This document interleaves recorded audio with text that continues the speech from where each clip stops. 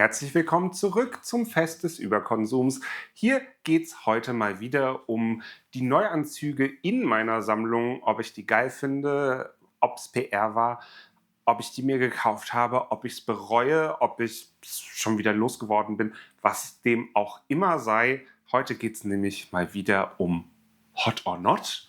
Das Format, das ich mir so wunderbar bei der Leni geklaut habe, ohne die Tierliste, weil dafür bin ich zu faul. Im vorherigen Video habe ich ja schon angedeutet, dass es in diesem Video hier ein bisschen mehr PR geben wird und dass es in diesem Video halt auch so ein bisschen mehr sehr unvernünftige Käufe geben wird. Ja, da habe ich, glaube ich, nicht zu viel versprochen.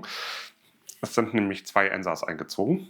Dementsprechend teuer wird's. Und es ist jetzt erschreckend viel PR irgendwie reingekommen, die einfach so kam. Aber ich sag nicht nein, ich sag danke.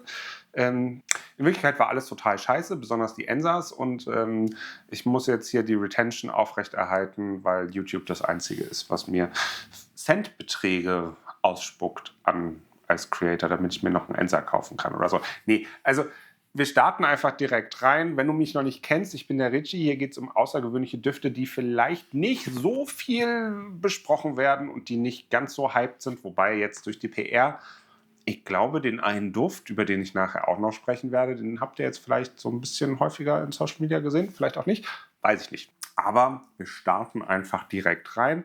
Hier mit meinem Handy für die Sammlung, damit ich nichts vergesse, weil ab einem gewissen Alter, ja, vergisst man durchaus auch mal Sachen. So ist es nämlich einfach. Natürlich habe ich was vergessen, aber das kommt zum Schluss. In einem vorherigen Video, garantiert, weil ich das vorher gepostet haben werde, rede ich über Chypre-Düfte. Und Chypre-Düfte mag ich seit neuestem. Verweis aufs vorherige Video in dieser Themenspalte wegen einem Nibiru-Duft. Und ich wollte dann schon lange ein Chypre-Video machen. Dann habe ich das halt aufgespart, bis ich mir eben diesen Duft gekauft habe, und zwar den Chypre Siam von Rogue Perfumery aus den USA. Ich habe ihn nicht in den USA bestellt, sondern in Spanien.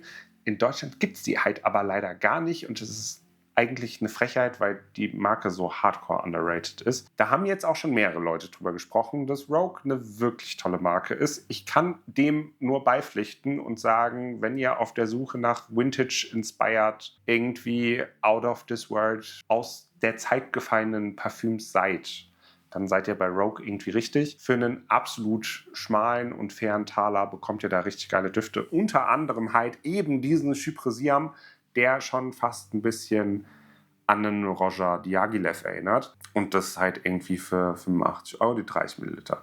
So, Beat That ist natürlich jetzt kein super moderner Duft, aber ich habe so ein bisschen das Gefühl, dass Chypre-Düfte und diese klassischen DNAs einfach nach und nach immer wieder mehr ins Kommen werden, weil ich bin, glaube ich, nicht der Einzige, der es leid ist, die ganze Zeit nur Gourmands zu sehen. Ja, I said what I said. Also dementsprechend unwahrscheinlich geiler Duft. Mit der gleichen Bestellung habe ich mir nämlich dann auch den Hikaye von Katana gekauft. Den hatte ich jetzt auch 2 Jahre lang überlegt, kaufe ich den nicht, eigentlich brauche ich den nicht.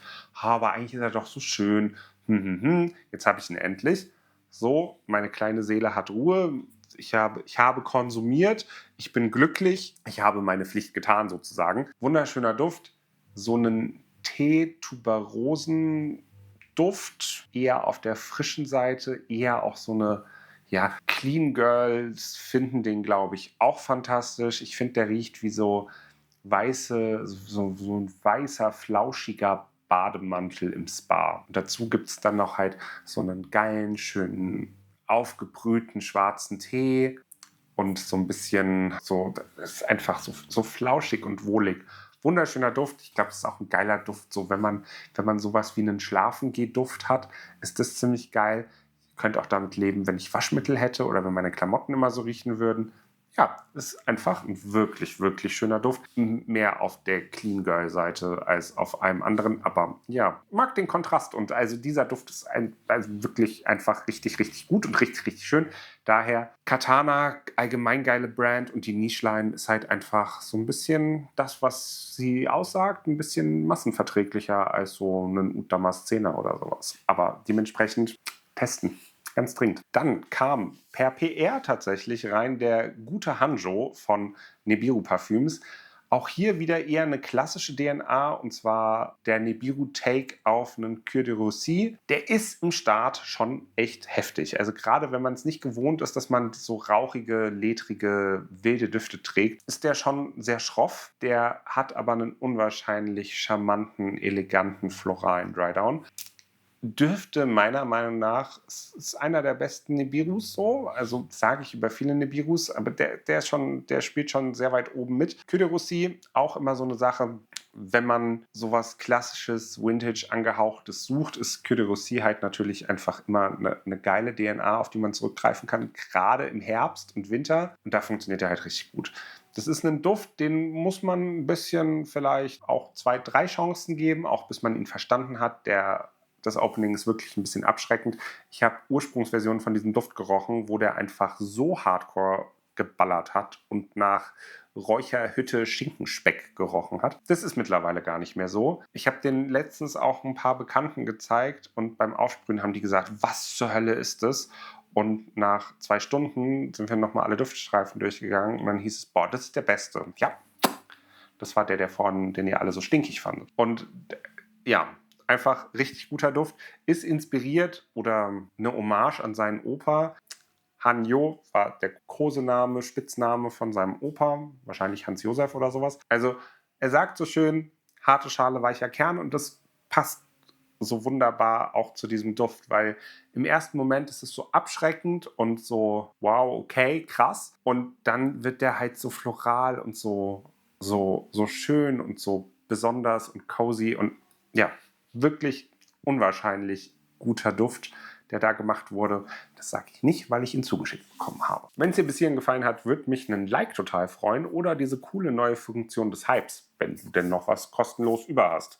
Ansonsten Kommentare immer gerne, Verbesserungsvorschläge, alles da unten rein. Dann kommen wir bei dem größten Damage an, den ich bisher in meiner Geschichte so quasi gemacht habe.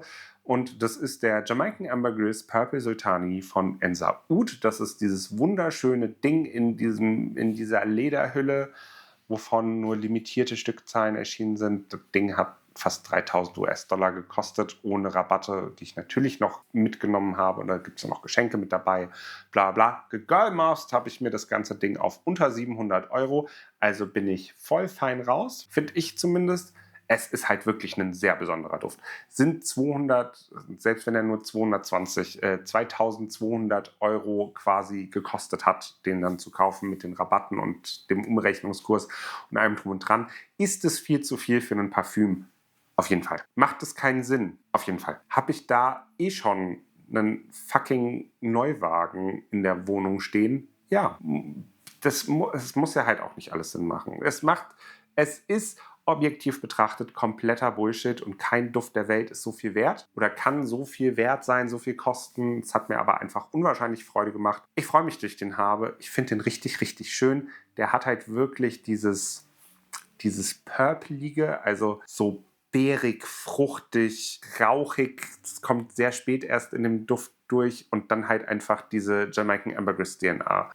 Die halt wirklich, also die liebe ich sehr. Das ist einfach meine liebste Enza Oud DNA. Der Heunan kostet halt nur einen Bruchteil davon. Der macht das halt aber auch sehr ähnlich. Du hast dann halt diesen Purple-Charakter nicht mit dabei, der es halt nochmal besonderer macht. Aber das ist auch ein absolutes Biest, das Ding. Also 2 Sprüher halten ewig und 3 Tage und füllen Konzertsäle gefühlt. Das ist ein absolutes Biest. Ich finde den aber unwahrscheinlich schön und ja, manchmal muss man sich ja auch mal was gönnen, ne? Also dementsprechend ist es total deppert, dass ich den gekauft habe, aber es ist einfach ein unwahrscheinlich geiler Duft und es ist so dieser klassische 10 von 10 Duft. Ja, das ist er einfach. Und ja, habe ich mir gekauft. Lieb ich, leider.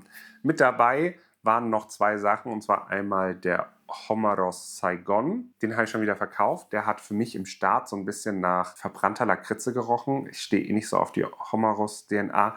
Im weiteren Drydown wurde der viel angenehmer und hat so eine würzige Holzigkeit mit so ein bisschen Oud und einer Rauchigkeit. Fand ich schön. Opening fand ich nicht so schön. Habe ich den lieber verkauft, um mir den Purple Sultani zu girlmarfen. Finde ich vollkommen legitim. Und dann war da noch der Pelagos dabei Ice Travel Size. Und der ist auch richtig cool, aber ich finde den sehr unkomplex. Ich muss den vielleicht einfach nochmal tragen. Für mich riecht der einfach straight up nach Sri Lankanischem Oud. Das ist da auch viel drin. Ich rieche die Ambra nicht raus. Ich rieche auch die Alge nicht raus. Für mich riecht der halt einfach straight up nach Sri Lanka Oud. Ich hatte davon jetzt mehrere Ouds schon gerochen. Es ist mein absolutes Lieblings-Oud als reine Oud-Form, weil der halt direkt nochmal sowas Salziges und sowas Frisches und Meeresbriesiges hat. Per se schon. Also kommt natürlich auch auf die Qualität des Oudöls und bla bla bla an. Aber das ist halt alles in diesem Duft nochmal enhanced und von daher riecht der halt quasi wie pures sri lankanisches Oud, was aber als solches schon so komplex ist, dass es schon riecht wie ein komplett vollwertiges Parfüm. Also da beißt sich so die Katze so selber ein bisschen in den Schwanz, aber ja, schöner Duft, wenn man auf sri lankanisches Oud steht. Ich glaube, den gab es nur als Gift. Ich glaube, weiß auch nicht, ob der jemals andersweitig rauskommen wird, aber mir hat der gut gefallen. Deswegen habe ich den auch jetzt einfach noch behalten. Es bleibt teuer, weil es ist ganz schön auch Artisan jetzt hier, dieses Video. Also für Leute, die das nicht interessiert, I'm sorry, aber bin ich vielleicht auch allgemein nicht so der Creator dafür. Und zwar habe ich mir einen Ottoman Empire 4 von Arèche Le Doré rausgelassen, gebraucht von einem Bekannten für einen sehr fairen Preis. Also jetzt nicht Scalp-Zugpreise. So ein schöner Duft. Das ist halt aber einfach wirklich Opulenz. Also das ist, andere Leute gehen eine Treppe runter, du gehst diese goldene, geschwungene Treppe am Opernball. Es ist ein Rose-Oud-Duft, keine Frage. Und der ist halt, andere Leute würden sagen, überladen. Man kann nicht widersprechen, weil er ist wirklich zugeballert mit Opulenz. Der strahlt, der ist voluminös, der ist samtig, der ist Ballkleid zum Einkaufen gehen im Zweifelsfall. Also der ist halt schon wirklich crazy viel und ja, aber deswegen irgendwie geil, weil Dezenz ist Schwäche, dementsprechend kann man so einen Duft mal machen. Ob man sich den jetzt täglich geben kann und auch mit vielen Sprühen, wage ich zu bezweifeln. Ich glaube, da ist schon ein gewisses Kopfschmerzpotenzial gegeben, aber als solches, das ist halt schon wirklich ein sehr, sehr geiler Duft, gerade wenn man auf so opulente Rose-Oud, ja. Wenn man auf so opulente Rose-Oud-Düfte steht, ja. Aber die Resale-Preise von Arèche sind halt natürlich jenseits von Gut und Böse und komplett desk. Dann habe ich mir einen Duft gekauft, der kam letztes Jahr schon raus, wurde jetzt quasi re-released. Letztes Jahr war er limitiert und nur in Kanada erhältlich. Und zwar der Olm von Zoologist. Einfach richtig geiler Duft. Da habe ich eine Probe letztes Jahr von Milan gekriegt, netterweise. Vielen Dank dafür nochmal, wenn du das sehen solltest, weiß ich nicht. Richtig geiler Duft.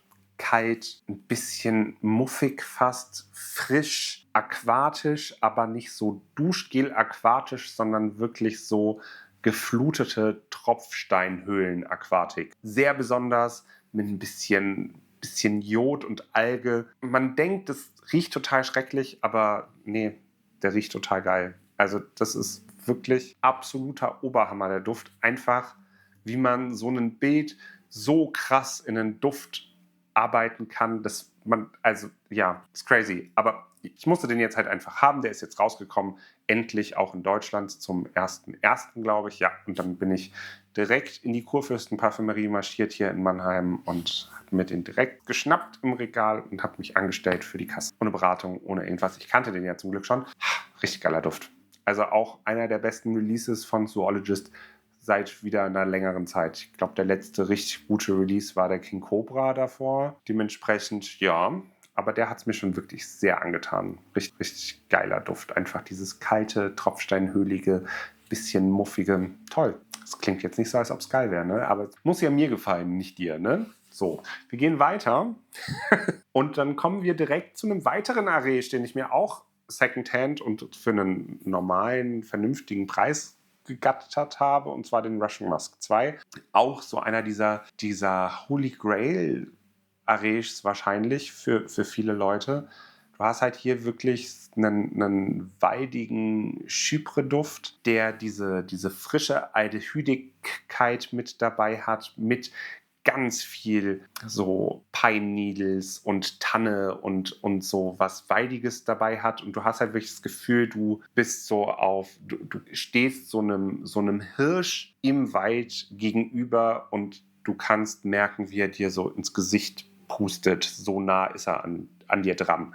Und das macht dieser Duft halt einfach sehr, sehr geil, sehr irgendwie Vintage, irgendwie so ein neues Bild dabei geschaffen. Richtig, richtig gut. Freue ich mich sehr, dass ich den jetzt in der Sammlung habe. Ja, meine Arèche-Sammlung wächst ein bisschen. Könnte ja schlimmer sein, ne?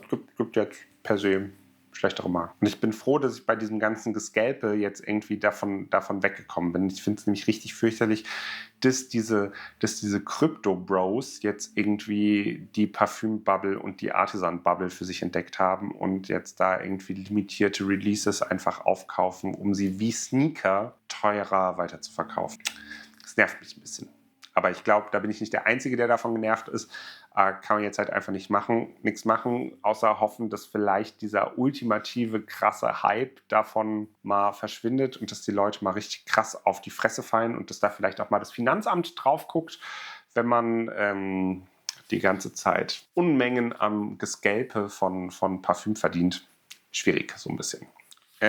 Ja, dann machen wir einfach weiter mit einem anderen sehr schönen Duft, den ich auch über einen Freund bezogen habe, weil den gibt es nämlich nur in Thailand. Und zwar reden wir vom Tea Industry von Perfumer's Journey. Das ist so ein richtig klassisch frischer Teeduft. Das ist von einer thailändischen Marke. Der Duft kostet, glaube ich, nur 60 Euro, habe ich jetzt für den bezahlt. Absolut geil. 60 Euro für 30 Milliliter.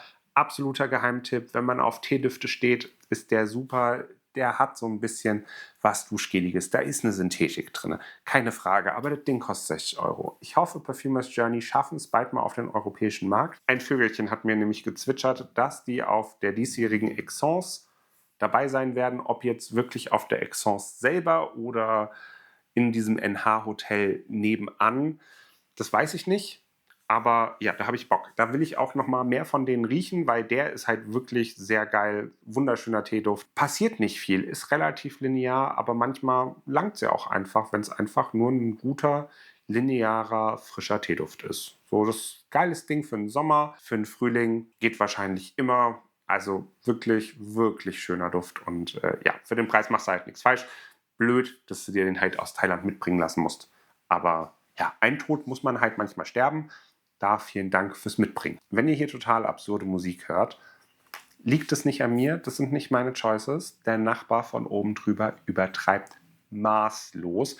Ich hoffe, ich bekomme keine Copyright-Verwarnung von YouTube, weil hier, also ich habe keine Ahnung, ob man es hört über das Mikrofon oder nicht. Ich hoffe nicht, aber es ist auf jeden Fall wild, was hier abgeht. Aber macht ja nichts. Ein weiterer Duft, den ich mir dann jetzt auch endlich mal gekauft habe, über die Marke habe ich ja auch schon mal geredet, und zwar Eau de Bougie, den Verdant oder Verdant, heißt, glaube ich, grün, ist so ein grüner, sukkulenter Kaktusduft. Du hast hier so das Gefühl von Kaktusfeige. Das ist so. Ich habe den Kaktusgarten von Louis Vuitton nicht gerochen, aber ich könnte mir vorstellen, dass der quasi eine ähnliche Richtung bedient. Also zumindest die Richtung. Der ist einfach, das ist einer der schönsten grünen Düfte, die ich jemals gerochen habe. Ich mag Pia unwahrscheinlich gerne, ich mag Nick unwahrscheinlich gerne, den beiden gehört die Marke. Und die haben gerade so einen kleinen Clearance-Sale, also guckt vielleicht mal unten in die Videobeschreibung, da könnte vielleicht so ein Rabattcode stehen, falls der denn dann noch gilt. Aber komplett unaffiliated, einfach nur, ich mag die und ich verdiene damit nichts, wenn ihr da kauft. Also dementsprechend, you do you. Die haben aber auch ein schönes Sample-Kit. Ich kann die Marke im Allgemeinen nur empfehlen. Wie gesagt, wenn ihr mehr über den Duft als solches erfahren wollt, hier oder hier, wo auch immer dann jetzt hier dieses kleine Ding aufploppt mit Videolink Eau de Bougie. Sehr geil. Und dann fangen wir doch einfach mal mit der PR an, ne? Weil es ist jetzt tatsächlich ein bisschen was reingekommen. Wir fangen an mit PR von Nibiru Parfüms, und zwar dem Alma de Cuba. Alma de Cuba ist stell dir vor, du sitzt in Havanna, die Sonne scheint, du hast in der einen Hand deine Zigarre, in der anderen Hand hast du deinen wirklich crazy guten Rum. Auf dem Tisch steht noch so ein bisschen der Espresso, wo du dunkle Schokolade reingetunkt hattest. Du hast es hinten noch im Gaumen.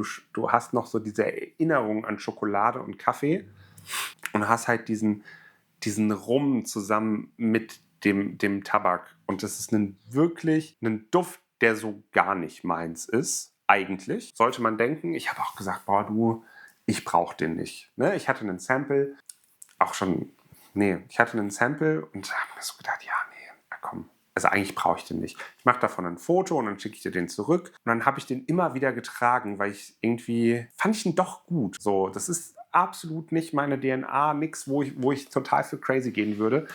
Aber der hat mich doch irgendwie gecatcht und überzeugt. Und ja, am Schluss habe ich den Duft jetzt mittlerweile, seitdem ich ihn habe, bestimmt schon 6, 7 Mal getragen und habe den auch einfach getragen, wenn ich nicht wusste, was ich ansonsten tragen sollte. Schöner Duft. Absolut nicht, wo ich normalerweise hinzugreifen würde. Aber ja, so ein schöner, boozy Tabakduft mit zum Glück nicht zu viel Schokolade und Kaffee, aber sie sind vorhanden, aber noch in so einem für mich tolerierbaren Maße. Wahrscheinlich einer der crowd-pleasigsten Nibirus so bisher. Machen wir einfach mal ganz dreist weiter mit PR und das ist jetzt dann auch, also zum Zeitpunkt, wo ich es aufnehme, es kam letzte Woche, glaube ich, erst an. Da ist es sehr frisch. Ich habe keine Ahnung, wann ich dieses Video jetzt posten werde. Also vielleicht ist es dann doch auch gar nicht mehr so frisch. Der Yuma von Père Noir. Das ist ein wirklich kalter, frischer Minzduft. Der ist gut. Keine Frage. Ich glaube, ich werde den auch viel tragen im Sommer. Der erinnert mich aber sehr stark an Anello. Wenn dir Anello quasi zu süß war und zu fruchtig, könnte der was für dich sein. Die Basis ist sehr ähnlich. Es geht in so eine Tiger-Richtung oder Turati Blue oder was auch immer mit diesem Ingwer und ja, es ist ein schöner Duft, keine Frage. Ich werde den auch bestimmt viel tragen. Ich hätte ihn mir aber nicht gekauft. So, ja, ich glaube, das ist das Fairste, wie ich diesen Duft bewerten kann. Ist in keinster Weise irgendwie ein schlechter Duft. Geld für den hätte ich aber nicht ausgegeben und besonders nicht das Geld, was aufgerufen wird. Ehrlicherweise auch. Also ich finde da 240 € doch auch schon ein bisschen happig. Und ob es den jetzt wirklich gebraucht hat, wenn es den Anello schon gibt im Line-Up, weiß ich jetzt auch nicht zwingend. Aber ja, wenn Anello zu süß war, du das aber ansonsten magst, ist der eine Maßnahme. Andere Leute sagen, der hält nicht so gut, der hält aber tatsächlich richtig gut. Also ich werde von dem auch duftblind, aber so am nächsten Morgen auf den Klamotten oder sowas rieche ich den dann wieder total krass. Do with that information whatever you like. Dann habe ich noch mal PR bekommen und zwar von 22nd of May und zwar den Frosted Flame. Ich finde, dieser Duft startet unwahrscheinlich spannend. Ist ein Chris Carbonell-Duft, den ich seit langem auch mal wieder richtig cool finde. So, also der Start vor allen Dingen ist sehr besonders, weil der ist gleichzeitig heiß und kalt. Du hast hier wirklich so einen geilen Kontrast von diesem warmen, rauchigen Oud und aber so einer kalten, metallischen, wahrscheinlich ist es der Safran. Duft gefällt mir sehr gut. Als ich ihn das eine Mal jetzt im Fullwear getragen habe, habe ich leider Kopfschmerzen bekommen. Ich weiß nicht, ob es am Duft lag und ich dann den Duft so blöd fand, weil ich so Kopfschmerzen hatte und der ist schon stark und der ist halt auch schon sehr parfumi, also der riecht halt wirklich irgendwie nach Parfüm, aber ich glaube, das macht der Ylang Ylang für mich. Stark und der geht halt nicht weg. So, ne? Und wenn du dann schon Kopfschmerzen hast und dann die ganze Zeit diesen Duft riechst, ich musste mir jetzt nochmal eine Chance geben. Ich weiß nicht, ob die Kopfschmerzen von dem Duft kamen oder ob ich einfach einen schlechten Tag hatte, weil ich bin sehr wetterfühlig in letzter Zeit. Dementsprechend muss ich das nochmal testen. Opening gefällt mir gut.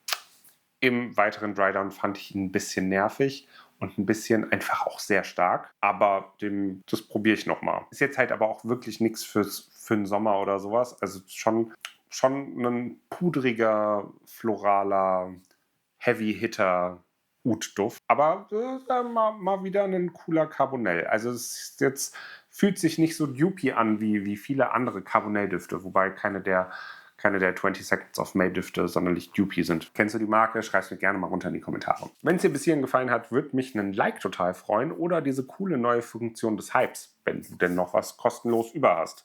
Ansonsten Kommentare immer gerne, Verbesserungsvorschläge, alles da unten rein. Editing Me hier natürlich. Ich habe es natürlich trotzdem vergessen, den einen Duft zu erwähnen, weil da kam nämlich noch was rein. Und zwar von Neo Mirage, der Lac Amné, der Duft des Vergessens. Ist ein total cooler Duft, ist eine Indie-Marke aus Österreich.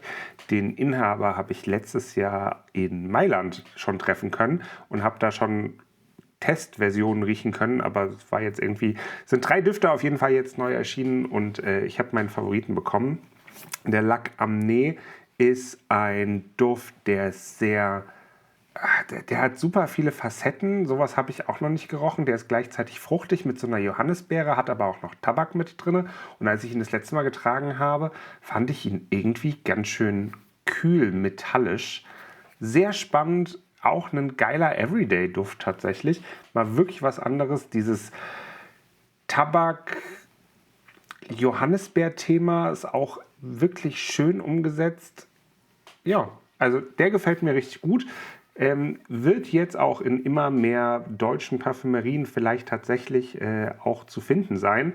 Dementsprechend da einfach mal die Augen offen halten und ja. Und süße kleine Indie-Marke supporten, das mögen wir hier gerne. So, jetzt haben wir das zur Vollständigkeit dann auch drin. Ne? Und dann kam nochmal eine PR-Geschichte rein, und zwar der Purple Burst. So, es ist wieder Nibiru, aber es ist kein Nibiru, sondern es ist ein Fume.de Nibiru. Den kann man gewinnen. Den kann man gewinnen bis zum 15.03. auf Fume.de, wenn man auf Social Media noch bei irgendwelchen Gewinnspielen mitmacht. Fume.de ist eine neue Plattform, die quasi, wo du gebrauchtes Parfüm verkaufen und kaufen kannst. Dadurch kann man natürlich viel Geld sparen, wenn man jetzt nicht gerade Arish bei irgendwelchen Scalpern kauft. Finde ich immer eine schöne Möglichkeit. Ich kaufe viel gebraucht. Ich finde, man kann da halt wirklich schön Geld sparen und Leute von ihren Fehlkäufen oder was auch immer befreien. So haben beide Leute was davon. Coole Plattform, sehr intuitiv gestaltet. Das ist jetzt hier nochmal der kleine Werbebreak dazu. Der Duft als solches ist ein richtig geiler Purple Oud Duft dann bei Nibiru. Also du riechst wirklich, dass es ein Nibiru-Duft ist. Du hast aber dieses fruchtig-beerige, bisschen rauchige, ein bisschen fluffige von diesem Purple Oud einfach mit drin. Sehr geil. Wie gesagt, es gibt nur die Creator, die jetzt bei dieser Kampagne mitmachen, haben eine Flasche bekommen und ansonsten werden 10 Stück verlost im Verkauf. Als solches ist das Ding nicht geil. Sehr, sehr, sehr, sehr schöner Duft. Das Video wird länger als gedacht, aber wir machen es jetzt hier auch noch direkt nochmal fertig und zu. Und zwar kam jetzt genau gestern nochmal Überraschungs-PR rein. Das liebe ich ja immer sehr eigentlich, wenn man überhaupt nicht vorher gesprochen hat und plötzlich bekommt man ein Paket, macht das auf und da steht drin, ja, ich dachte, das könnte dir gefallen. So. Und da war jetzt der Sensatio Oud Fig drin. Oud Figue, französisch, ist eine französische Marke, hat irgendwie was mit dem Nektar olfaktiv zu tun. Das sind irgendwie Brüder, das gehört irgendwie zusammen. Flakon-wise, ja, finde ich okay. Es gibt einen Typo in der Box. Macht es bei mir so ein bisschen die Begeisterung runter. Aber der Duft als solches ist wirklich schön. Ist so eine leichtere, floralere, sanftere Version vielleicht von einem Nefs zum Beispiel. Also geht schon so in diese Art, in diese Richtung. Wird im Drydown aber so ein bisschen noch floraler, noch heller. Meine Assoziation gestern war so Früchtetee. Also so dieser rote Früchtetee, ja, der kommt dann im Drydown ein bisschen raus. Schöner Duft. Kann man auf jeden Fall machen. Ich habe jetzt überhaupt gar keine Ahnung, was die preislich kosten. Wie die preislich so aufgestellt sind, keine Ahnung. Das ist aber ja wie immer hier unten irgendwo schon längst eingeblendet worden. Kann man machen. Ist ein vollkommen schöner, relativ dunkler Oud-Feigenduft. Gut gemacht, aber auch nicht übertrieben krass. Sowohl von der Dunkelheit. Die Performance ist tatsächlich ganz gut. Also gehalten hat der lange. Da ist bestimmt auch jede Menge Ambrosanite und was weiß ich was alles drin. Aber mir macht das nicht so viel aus wie anderen Leuten. Dementsprechend kann ich den Duft zumindest empfehlen, den mal zu testen. Wenn du so einen eher dunkleren Oud-Feigenduft haben möchtest, dir der Nefs gefällt, dir aber vielleicht ein bisschen zu hart auf die Nuss ist, dann ist der vielleicht eine schöne Alternative. Und dann jetzt noch, ich hatte ja angekündigt, es kommen 2 Ensas. Es sind in Wirklichkeit 3, weil das eine war ja noch ein Geschenk. Ich habe mir dann bei der Probe des Purple Sultani war leider noch eine Probe vom Oud Rex Chinese Exclusive drin. Der kam jetzt nach 3,5 Wochen dann auch endlich mal an. Ja, für mich hat der so einen Hauch von einem Roger Fetish Pour Homme Parfüm in komplexer, artisan und noch spannender und geiler. Und da ich den Roger Fetisch so sehr liebe, musste der jetzt irgendwie auch noch sein. Wir brauchen nicht drüber reden, dass Ensa viel zu teuer ist. Der Duft ist aber halt wirklich, wirklich schön. Getragen habe ich ihn jetzt die ganze Zeit noch nicht. Der kam jetzt die Woche erst an, vor 2, 3 Tagen oder so. Bis dahin war ich immer irgendwie zugeklustert. Ich kann es kaum erwarten, aber das wird so ein Tag sein, wo ich nur auf der Couch liege. Und wo ich dann die ganze Zeit den da mache. Und da freue ich mich schon drauf. Das wird toll. Ist einfach ein wirklich außergewöhnlich schöner Duft. Aber jetzt muss es mal mit den Ensas wieder aufhören. Ja.